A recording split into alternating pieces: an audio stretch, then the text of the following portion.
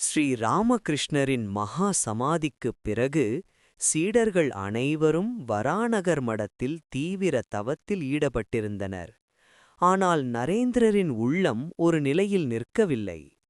பழுத்த ஞானியாகிய குருதேவர் காட்டிய வழியில் பாரத தேசத்தின் நிலையை நேரில் காண வேண்டும் என்ற துடிப்பு அவருக்குள் ஏற்பட்டது.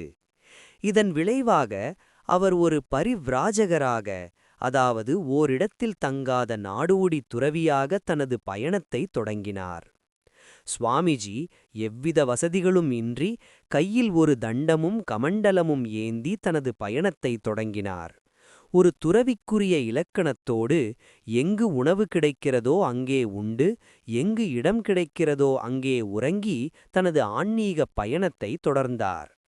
அவரது முதல் முக்கிய இலக்காக அமைந்தது புனித நகரமான வாரணாசி, காசி. வாரணாசிக்குச் சென்ற சுவாமிஜி அங்கே ஒரு சுவாரஸ்யமான பாடத்தை கற்றுக்கொண்டார். ஒருமுறை அவர் வீதியில் நடந்து சென்றபோது ஒரு கூட்டமான குரங்குகள் அவரை துரத்தத் தொடங்கின. பயந்து போன சுவாமிஜி வேகமாக ஓடினார். அவர் ஓட ஓட குரங்குகளும் விடாமல் துரத்தின.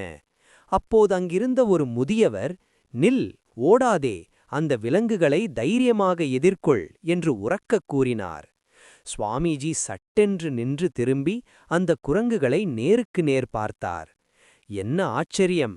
அவரை துரத்திய குரங்குகள் பயந்து பின்வாங்கி ஓடிவிட்டன. இந்த சிறிய நிகழ்வு அவருக்கு ஒரு பெரிய உண்மையை உணர்த்தியது. வாழ்க்கையில் வரும் பிரச்சனைகளைக் கண்டு ஓடக்கூடாது. அவற்றை தைரியமாக எதிர்கொண்டால் அவை காணாமல் போய்விடும்.